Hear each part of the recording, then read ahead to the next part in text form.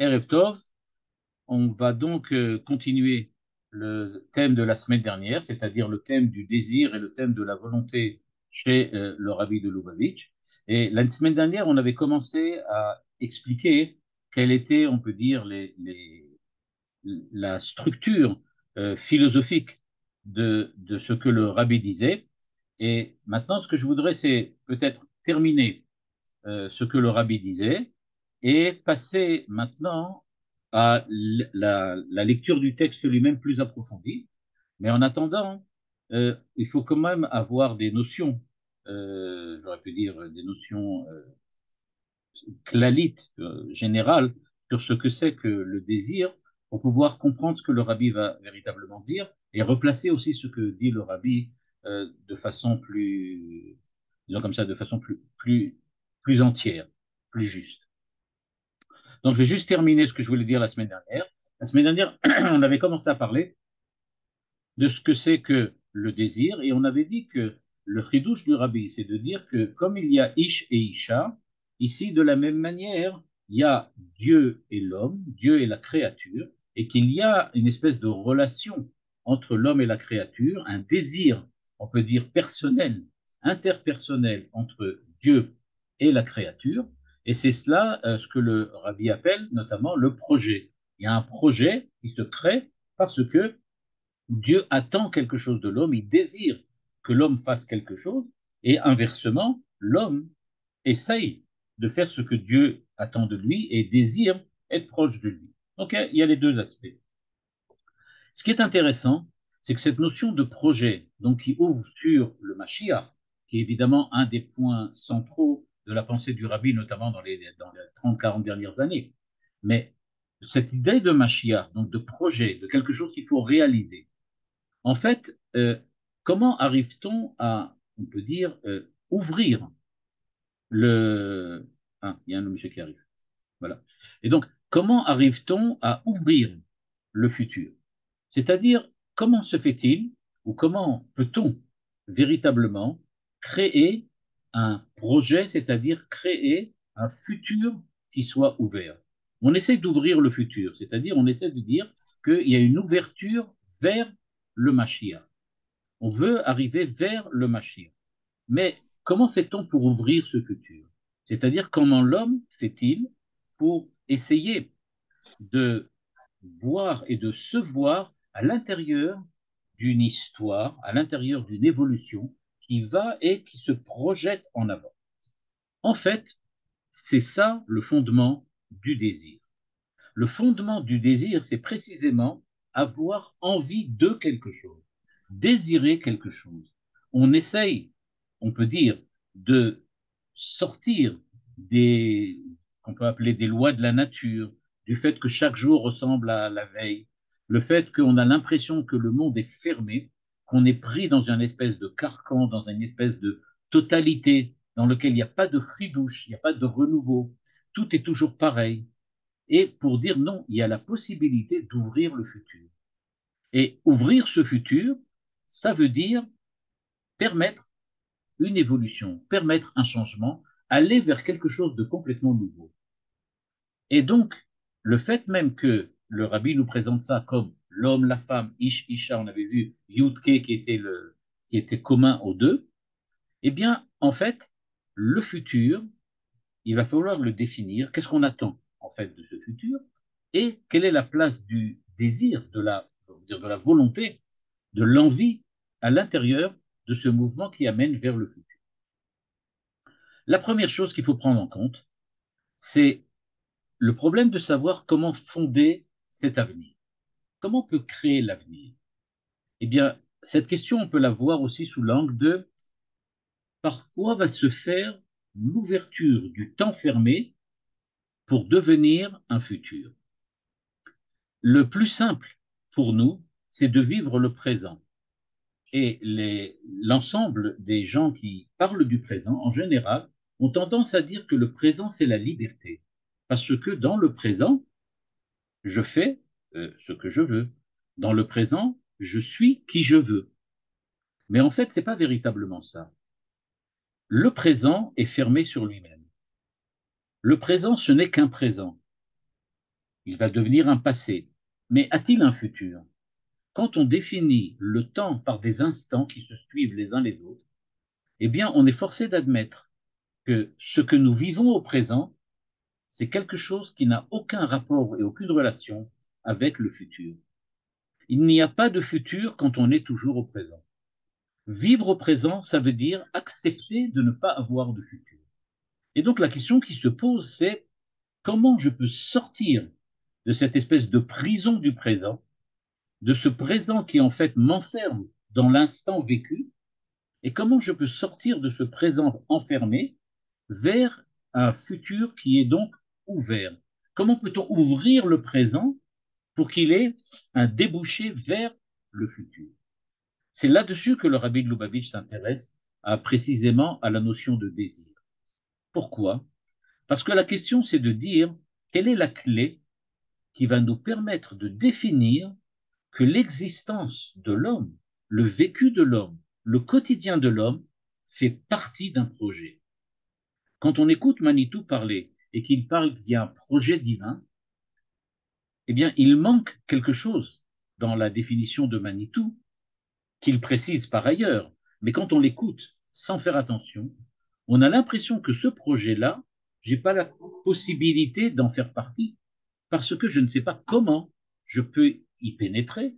S'il y a un projet, mais moi, au présent, je vois aucun projet. Moi, je ne vois que des instants, je ne vois que des quotidiens, je ne vois que des jours qui passent les uns les autres, mais je ne vois pas de lien là entre eux.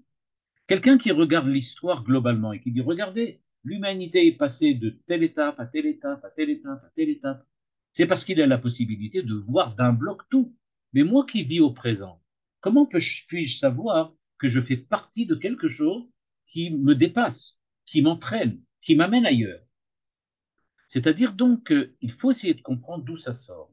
D'où est-ce que j'ai la possibilité, et c'est ce que le rabbi de Lubavitch recherche ici, j'ai la possibilité de faire éclater le présent, éclater l'existence qui est enfermée dans le présent, pour lui permettre de découvrir une porte cachée, dissimulée, vers le futur. Comme si chaque instant ne parlait pas seulement de lui-même, mais qu'il parlait du projet qui va aussi continuer, se continuer demain. C'est-à-dire, si on veut le présenter de cette façon-là, que l'existence ne soit pas simplement accepter de se soumettre à un destin, à des lois, à des, comme j'ai appelé tout à l'heure, un carcan, une prison, le fait de subir la présence au monde, le fait de subir le présent, mais qu'elle devienne une véritable projection dans l'avenir. C'est ça la question que pose le rabbi de Lubavitch quand il nous présente, en fait, le fait que Ish veisha, comme on l'a vu la semaine dernière. C'est-à-dire qu'il y a Esh Levana et Esh Shchora. À savoir, il y a quelque chose qui fait que le blanc attire le noir est attiré par le blanc. Et c'est pour ça que ça fonctionne. Nous dit le rabbi de Lubavitch, en fait, il n'y a qu'une possibilité. C'est de définir que le futur sera ouvert, premièrement, grâce au fait que l'homme va être fidèle à lui-même. L'homme va être fidèle à lui-même. C'est-à-dire que, effectivement, le futur ne fera partie de ma vie que si j'accepte d'être fidèle à moi-même. C'est-à-dire que si j'accepte de m'accepter, je m'accepte tel que je suis. C'est ça le début du futur. C'est-à-dire savoir que, quoi que je fasse, eh bien, j'ai la possibilité d'être, d'être moi-même. Je rappelle que pour le rabbi, il avait rentré la notion de Ish, Isha, Yud, Ke, et j'avais montré qu'en fait, c'est parallèle à ce que le rabbi rappelle aussi quand il dit Eye Asher Eye. Je serai au futur qui je serai. Alors, c'est une question. Si tu es ce que tu es, alors ce que tu vas devenir, c'est à peu près ce que tu es. Il dit oui, c'est ça. C'est précisément ça le futur. Le problème, c'est que on a d'une part la notion du présent qui nous enferme dans ce que nous sommes, et nous avons la notion du futur qui nous appelle à être autrement. Eh bien, c'est tout simplement, comme le dit Manitou, parce que mon identité n'a pas encore été réalisée. L'identité, c'est le fait d'être dans le présent. pas encore réalisé, c'est ça, rentrer dans un monde qui est ouvert vers un futur. Je serai fidèle à moi-même, j'essaye d'être fidèle à moi-même, c'est ce qui me permet de pouvoir avoir un futur. Parce que si je vis à chaque instant, alors je ne suis fidèle ni à moi ni à personne, je suis au gré de la journée qui est en train de se passer. Il n'y a pas de fidélité à avoir. Donc, j'aurais pu dire en première définition, on peut dire donc que le futur va être ouvert quand l'homme va devenir fidèle à lui-même. Et à partir du moment où il accepte cette notion d'identité, que Manitou appelle parfois Shoresh HaNeshama, eh bien, quand il parle de la notion de l'identité, c'est la fidélité de chacun d'entre nous dans son comportement à ce qui fait ce que nous sommes véritablement des hommes créés par Dieu. Et donc, nous sommes fidèles à nous-mêmes. Il va de soi qu'à ce moment-là, le projet va devenir réalisation, mise en place, on pourrait dire actualisation, si on veut utiliser un terme d'Aristote, d'une réalité qui est déjà présente, mais dont la réalisation est précisément l'objet du désir de Dieu envers l'homme. Dieu a créé l'homme. Et là, je reprends les définitions de Manitou. Dieu a créé l'homme. C'est-à-dire qu'il a créé quelque chose, un être, qui a la possibilité d'être fidèle à lui-même, c'est-à-dire désirer réaliser le projet de Dieu, qui est sa propre création. Dieu nous a créés, mais il nous a donné les clés de cette création. Il nous a dit, voyez, je vous ai créé, mais c'est à vous maintenant de réaliser ce que j'ai créé. J'ai pas terminé. Il y a encore quelque chose qui manque. Donc vous allez devoir découvrir la fidélité à vous-même. Vous allez redéfinir ce que ça veut dire être vous-même. Et quand vous allez le redéfinir grâce à la Torah, grâce aux mitzvot, alors vous allez accomplir votre propre désir qui est d'être fidèle à vous-même, qui est précisément aussi mon désir. Moi, je fais ce que je pense être le plus important, c'est-à-dire être véritablement moi-même, et il se trouve que c'est justement ce que Dieu veut que je sois, c'est-à-dire un être qui veut être lui-même. L'homme doit savoir ce qu'il doit être. Je suis déjà potentiellement quelque chose, évidemment, et c'est à moi de le devenir par moi-même. Et c'est ça ce qu'on appelle la fidélité à soi-même, ou bien ce que Manitou appelle l'identité d'Israël.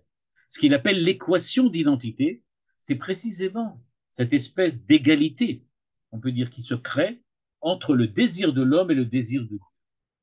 Ce que désire Dieu, c'est justement ce que désire l'homme. Et c'est ça le projet divin. C'est que les deux désirs de l'homme et de Dieu se rencontrent dans la réalisation de l'identité de l'homme, à savoir la fidélité à l'essence même de ce que c'est Israël. Et pour les hommes, dans le cadre de la mitzvot Bnei Noach, dont le rabbi a fait aussi un de ses chevaux de bataille, eh bien, dans le cadre des mitzvot Bnei Noach, que les goïms, les umot haolam, eux aussi, soient fidèles à ce qu'ils sont. Donc cette fidélité à soi-même, elle ne peut pas se réaliser, elle ne peut pas non plus se concrétiser, elle ne peut pas devenir véritablement actuelle dans la vie que selon le désir de la réaliser. Et c'est pour ça que le rabbi insiste énormément sur cette idée-là, qu'il faut que la réalisation soit dans le monde matériel, le monde de l'existence. Il ne s'agit pas du tout de penser qu'on va sortir du monde, qu'on va devenir différent, qu'on va passer ailleurs. C'est pas du tout ça. On reste à l'intérieur du monde parce que c'est dans le monde que Dieu nous a créés et c'est donc dans le monde qu'on doit réaliser ce que Dieu attend de nous. Donc, si maintenant on essaye de voir un peu plus ce que le rabbi veut nous dire, eh bien, ce qu'on va découvrir, c'est que il y a d'une part le désir de Dieu, le Dieu d'Israël, qui désire quelque chose pour Israël, mais c'est sous forme de quelque chose d'ambivalent. c'est comme une énigme qui demande une activité. Dieu ne nous dit pas exactement ce que nous devons être. Il ne nous dit pas faites ça, ça, ça et ça. Il nous donne la Torah et les mitzvot, et c'est elle, par l'étude de la Torah et l'accomplissement des mitzvot, qu'on découvre ce qu'on va devenir. Donc d'une part, Dieu désire quelque chose de nous. Nous percevons que Dieu attend quelque chose de nous. C'est ça l'énorme différence entre la religion d'Israël, entre la Torah d'Israël et les Umot HaOlam. Nous savons que Dieu attend quelque chose de nous. Dieu n'est pas simplement, n'a pas créé le monde pour que nous soyons là. Dieu a créé le monde parce qu'il a un projet. C'est ce que le rabbi appelle le désir. Et donc, c'est ça qu'il attend. Il a une envie, il veut voir quelque chose. Ce qu'il a fait, c'est pas suffisant. Il attend encore quelque chose de nous. Eh bien donc, ce qu'il attend de nous, nous percevons qu'il y a quelque chose comme ça. Et donc, il y a le désir de l'homme par Dieu.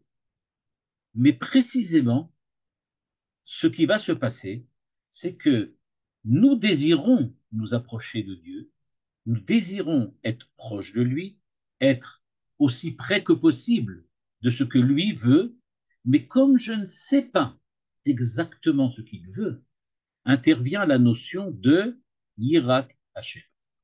Yirat Hashem, la crainte de Dieu, c'est précisément le fait que j'ai le sentiment que Dieu attend quelque chose de moi, mais je ne suis pas sûr parce que je ne discerne pas clairement ce qu'il attend de moi. Je vois bien la Torah, mais j'ai l'impression de ne pas être digne de cette Torah qu'il me donne. J'ai l'impression de ne pas véritablement comprendre ce que la Torah me donne. C'est ce que le Maharal, sur quoi le Maharal insiste tellement souvent, quand il dit la Torah est complètement rouchanite, spirituelle, sans gashmiyut, sans yetzerara. Un petit peu, je vais vous donner un exemple, c'est comme ce que le rabbi explique quand il explique la avodat Hashem des tzadikim.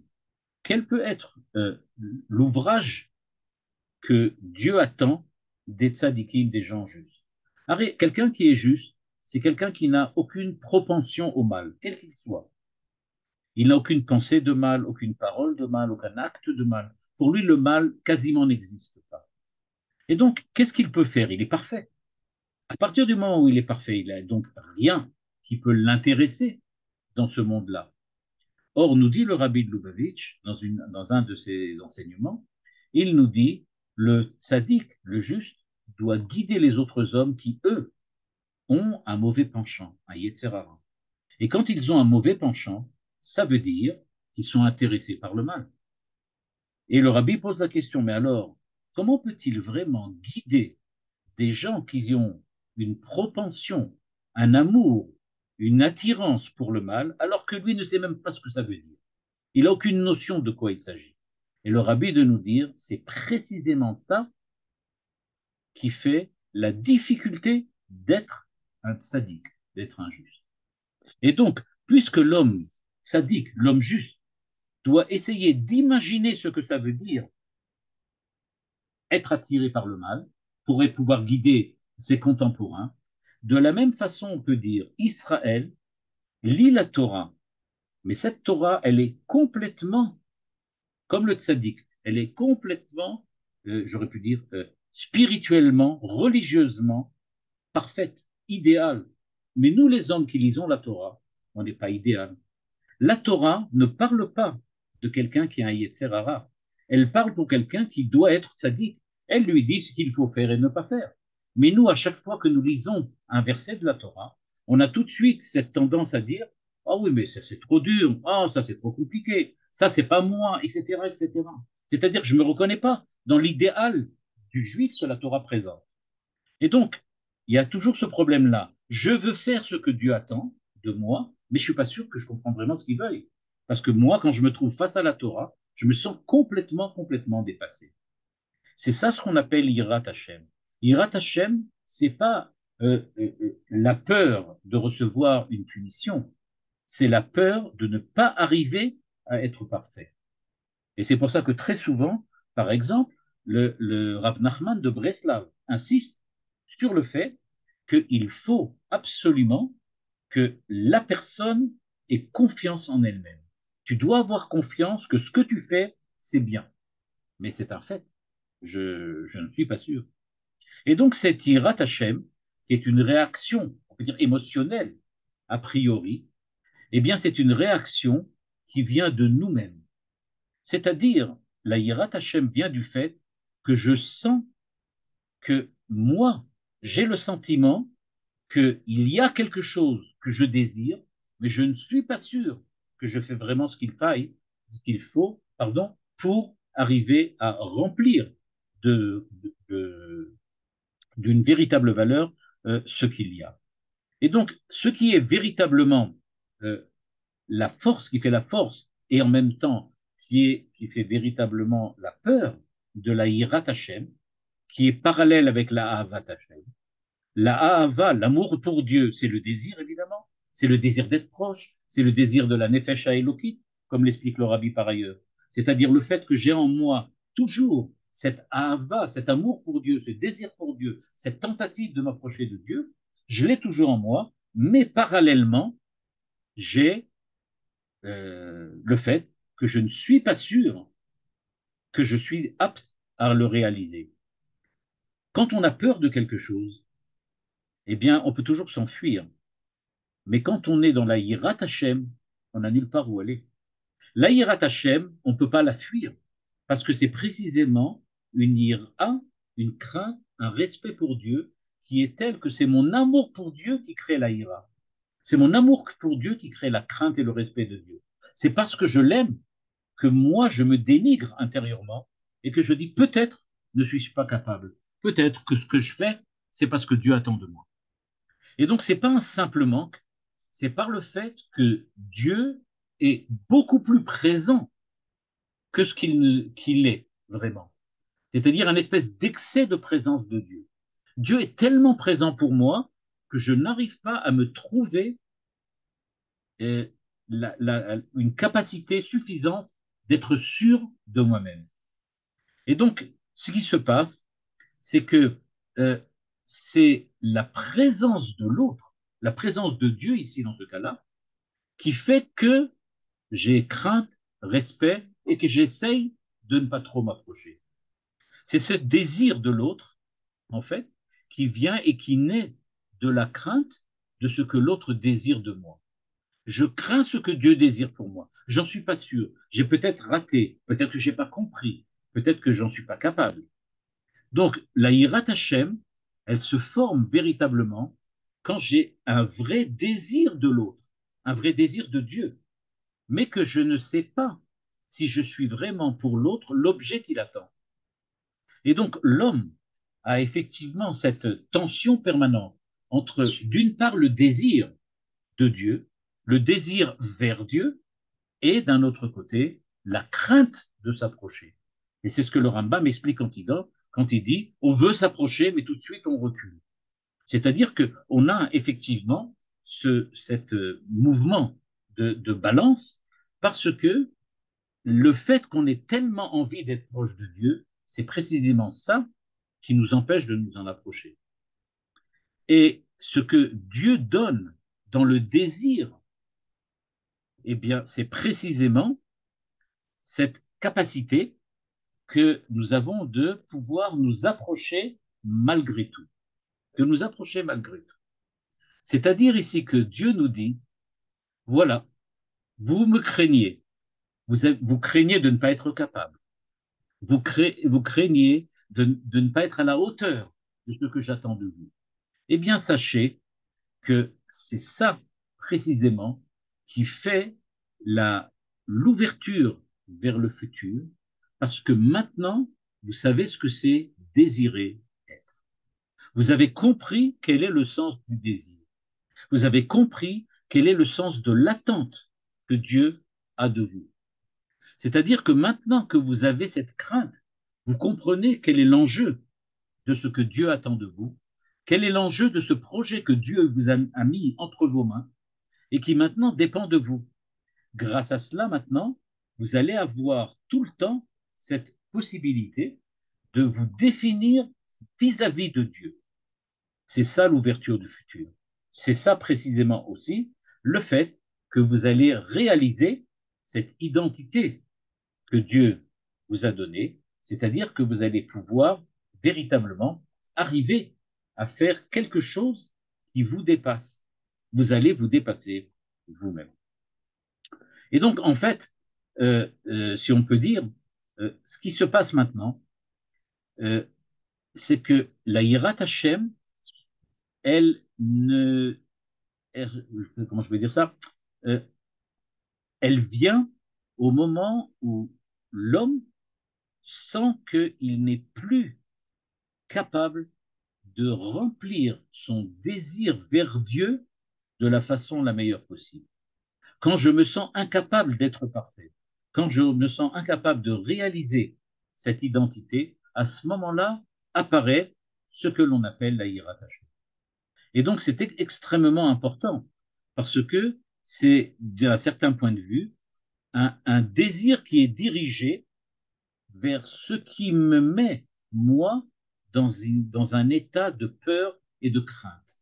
Je vais vers Dieu, mais Dieu, en fait, en me disant, viens vers moi, en me disant, remplis les conditions suffisantes pour la réalisation du projet, eh bien, quand il fait cela, il me met moi dans une position tellement difficile par rapport à moi-même, par rapport au projet, par rapport à ce qu'il attend de moi, que véritablement j'ai peur de rentrer dans ce processus, en fait, qui devrait véritablement me permettre à moi d'être vraiment qui je suis, c'est-à-dire de véritablement réaliser la possibilité que Dieu m'a donnée. Maintenant, on va voir dans le texte lui-même. Maintenant, j'espère que c'est plus ou moins clair. Hein. Je reconnais que c'est pas toujours très facile à comprendre. Mais regardez ce que dit maintenant le rabbi. Je reviens sur ce qu'il a dit avant. Vezeu shamru rabotenu zichronam libracha. J'espère que vous voyez le texte et que c'est suffisamment clair. C'est juste un petit peu l'élargir. Voilà. Voilà ce que dit le rabbi. Zeu shamru rabotenu libracha yesh shalosh. Il y a trois désirs, etc. Et donc, il avait expliqué que la femme, c'est Esh Hei, et l'homme, c'est Esh Yud, et donc il y a un désir, on peut dire comme ça, symétrique, entre le désir de l'homme à Avat Hashem, qui essaie de s'approcher de Dieu, et le désir de Dieu qui attend de l'homme de réussir. Et il appelait ça Esh Chora, Esh Levav. Voilà maintenant son explication sur les deux désirs. Des inactives, Vaïerev Vaïboker, à la ligne 23, Vamrou Rabotenu Kibriato Shelolam, je vais directement traduire, qui dit que au moment de la création du monde, tout était sombre au début, puis après il y a eu la lumière. En effet, il y a écrit Vayomer Hashem Yehi Or, ça veut dire que c'était sombre avant. Donc tout était sombre et c'est devenu lumière. Et nous dit le rabbi, Kibriato Shelolam, qu'est-ce que ça veut dire que c'est comme la création du monde? Ainu Klalut, c'est des Reishtal Shelut. Quand on parle du monde, c'est-à-dire, on parle du monde avec ses lois, avec les lois de la nature, avec l'ordre, comme le Maharal l'interprète, pardon. C'est-à-dire il y a un ordre dans le monde. Et avant, qu'est-ce qu'il y avait? Eh bien, nous dit-il, Trilato ou mitzim tsum vesiluka or, shenishar rak otiot veroshem, ve'u inyan beresha chashucha, ve'adar nehura, ou amshachat oraka. Dans la Kabbalah du Harizal, il y a ce thème du fait qu'au début, il n'y avait que de la lumière, puis il y a eu un rétrécissement et un espace sombre est apparu, et enfin, la lumière est revenue à l'intérieur de cet espace sombre, c'est ce que le Harizal appelle le Tzimtzum, et il rééclaire. Il y a donc une éclaircie à l'intérieur de ce qui était sombre. Donc nous dit le Rabbi, c'est effectivement ça dont on parle ici, quand on dit qu'au début c'était sombre, c'est-à-dire qu'on ne parle pas évidemment de ce qui a précédé la création du monde. Ça, c'est la lumière divine en tant que telle.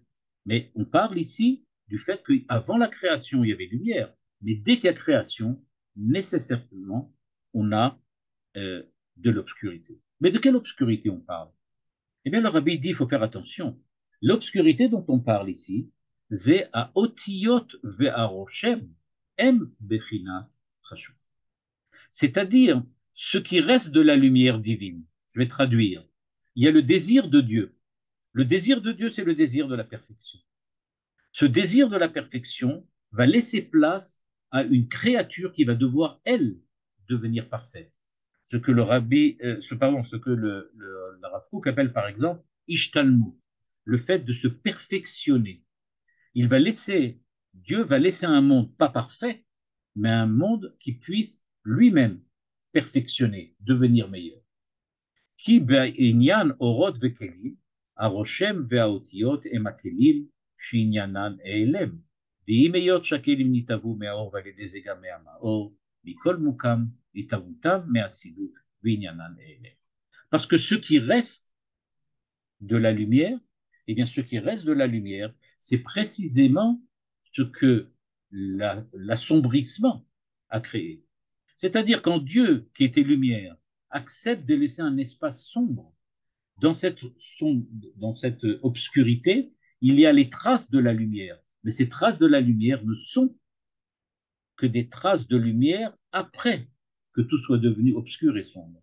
C'est-à-dire qu'en fait, c'est vrai, il reste quelque chose, le fait que ce soit sombre, le fait que ce soit obscur, mais tout ça, même si ça provient d'une lumière, on peut dire comme ça, antérieure, il n'en demeure pas moins que c'est ce qu'on appelle, et elle aime la dissimulation, la mystification. Aïnou, des Imeyot, je suis à la ligne 3, des Imeyot, שאופן התהוות הכלים למעלה אינו דומה להתהוות הגוף למטה, להתהוות הגוף למטה אינה מהנשמה, אבל למעלה הרי התהוות הגופות היינו הכלים, היא מהאורות כמאמר אתה מחיה את כולם, אל תקרא מחיה אלא מהווים מכל מקום, אינו דומה התהוות הכלים לזיו השמש מהשמש, בהמשכת הזיו מהשמש ומגילוי השמש, אלא שבא לידי נרתיק, מה שאין כן התהוות הכלים, ומהלם וסילוק האור, וזה עניין ברשע חשוכה. Et là, il rentre dans des détails qui pour nous ne sont pas fondamentaux pour le moment, c'est-à-dire qu'il nous explique qu'il faut bien voir qu'au niveau de l'homme, et donc au niveau de ces deux désirs qui s'entrecroisent, le désir de Dieu envers l'homme, le désir de l'homme envers Dieu, eh bien tout commence par l'obscurité. C'est-à-dire que tout commence par le fait que Dieu a créé une distance entre lui et l'homme. Il a fallu créer une distance. Il a fallu créer le sombre. Il a fallu créer l'obscur. C'est-à-dire, il a fallu montrer à l'homme, au monde, que Dieu pouvait sembler être absent. Et donc, puisque l'homme est absent, eh bien, ça nous montre que cette absence de l'homme et de Dieu, donc, c'est-à-dire le fait que Dieu soit absent à l'homme et que d'un autre côté, l'homme soit absent face à Dieu, eh bien, c'est ça précisément, cette absence, cette obscurité, ce manque, cette dissimulation, c'est ça qui va créer des deux côtés le désir. Dieu désire l'homme, donc il va créer l'absence. L'homme désire Dieu, donc il va essayer d'éclairer l'absence.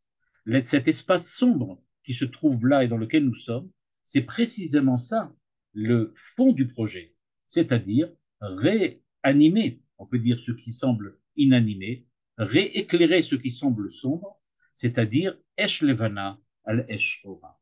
Parce que même ce qui est sombre, même ce qui est obscur, a un rôle à jouer. Il a le rôle de la distance qui doit se maintenir entre le créateur et la créature pour qu'il y ait un désir dans les deux sens de revenir l'un vers l'autre.